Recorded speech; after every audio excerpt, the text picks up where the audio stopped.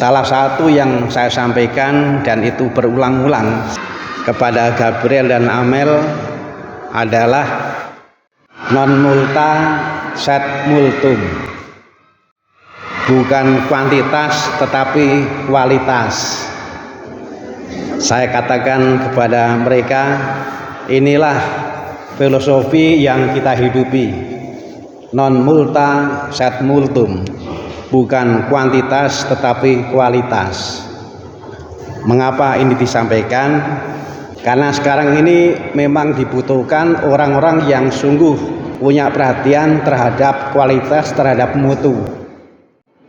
Kepada Gabriel dan Amel saya bilang, kelihatannya kalau dari segi kuantitas perjumpaan itu tidak akan lama. Tetapi saya bilang berkali-kali, dan ini juga yang dikatakan Yesus, jangan takut. Yang penting adalah meskipun kuantitas itu rendah tetapi berkualitas. Itu juga yang dihidupi dalam persiapan untuk pagi ini. Saya merasa bersyukur, saya juga merasa puas karena rendah hati Gabriel dan Amel, sehingga itu memudahkan untuk mengusahakan yang bermutu. Semoga peristiwa pagi ini juga kita hayati dengan hati yang bermutu. Memang di sana itu ada anak-anak mungkin nanti agak berisik, saya kira nggak apa-apa. Saya tidur juga mendengar ada suara berisik keperluan dari rumahmu mungkin. Tapi tidak apa-apa. Yang penting adalah hati kita harus kita usahakan untuk menerima, untuk menjalani yang ada, tetapi secara berkualitas. Itu jalan bagi Tuhan untuk melimpahkan berkat yang berlimpah bagi kita, bagi keluarga, tetapi khususnya juga bagi Gabriel dan Amel.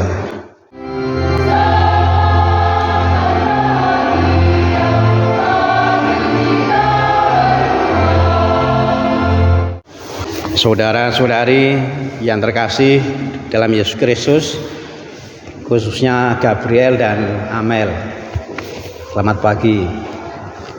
Tidurnya cukup? Kelebihan. Saya 2 hari yang lalu pesan kepada Gabriel dan Amel, harus dijaga kesehatannya, tak terkecuali makannya.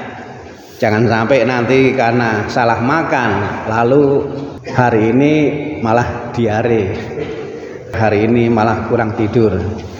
Saya bersyukur, saya lihat mereka cukup sehat, malah tidurnya saya lihat kebanyakan. Mari bangun siang ya.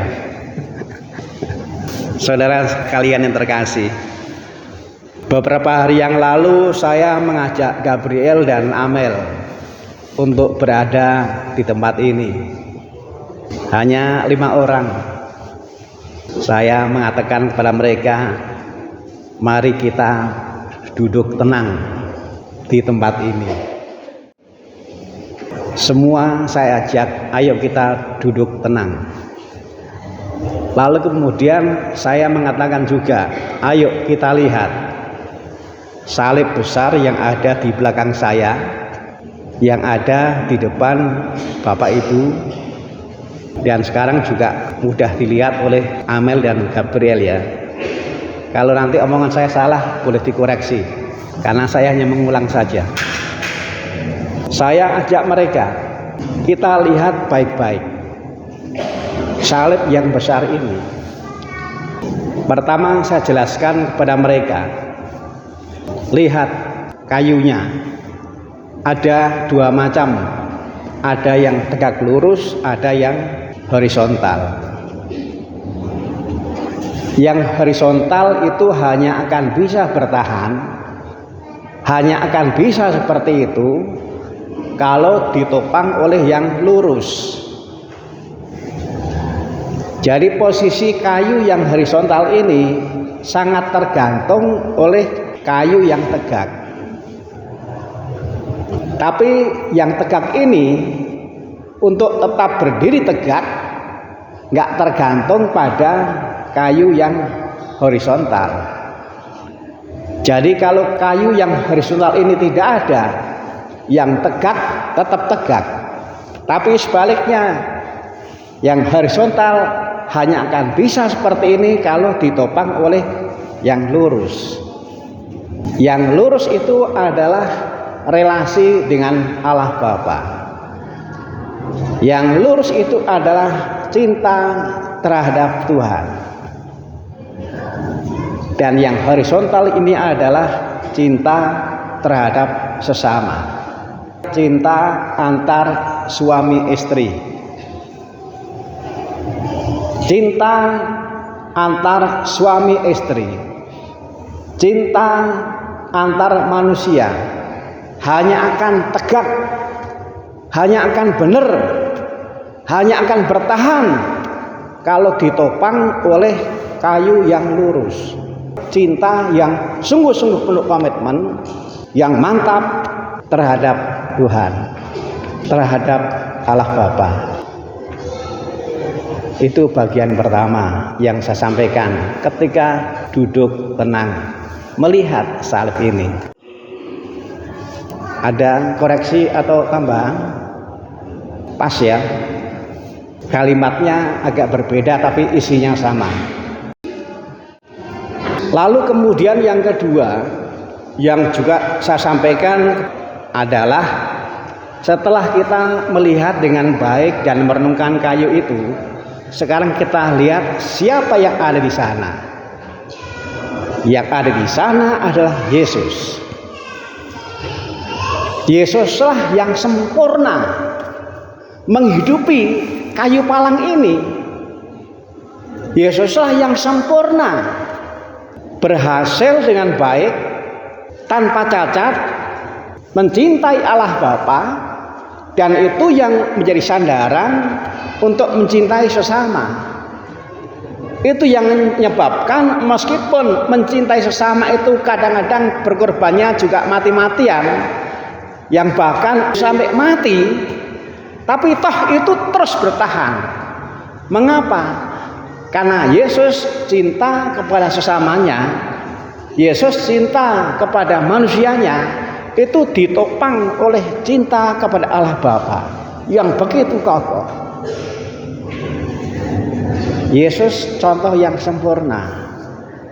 Yesus contoh yang jangan tanggung-tanggung. Kita jadikan sebagai teladan untuk menghidupi dua kayu itu. Ini bagian kedua yang saya sampaikan kepada Gabriel dan Amel. Ada koreksi? Ada tambahan? Ya memang sempurna ya penjelasannya. Saya bersyukur bisa menjelaskan itu. Hal yang mendasar tetapi dengan menggunakan alat peraga sederhana. Saya gunakan ruangan ini, kalau umat umumnya menggunakan untuk misa, saya juga menggunakan. Yuk kita duduk sebentar, tenang, melihat, merenungkan. Gedung ini dimanfaatkan, ini dimanfaatkan. Saya bersyukur. Nah, sekarang yang saya sampaikan ini belum saya sampaikan. Tetapi yang lebih membuat saya bersyukur adalah Gabriel dan Amel rendah hati. Dan itu yang menyebabkan kalau yang saya lihat Gabriel dan Amel itu mudah untuk menerima, mudah untuk meyakini, mudah untuk juga mau menghidupi yang dicontohkan oleh Yesus. Ini yang paling membuat saya bersyukur. Jadi saya tuh banyak sekali yang saya syukuri, itu banyak sekali. Tetapi ketika berada di sini, yang paling saya syukuri adalah sikap rendah hati Gabriel dan Amel terhadap pesan yang disampaikan oleh saya tadi. Catat. Ada banyak, tetapi yang paling saya syukuri itu. Saya kira mensyukuri itu jauh lebih baik daripada prihatin, ya kan? Nah, tolong dirawat Jangan sampai Gabriel dan Amel yang membuat orang bersyukur lalu nanti malah berbalik. Dirawat baik-baik.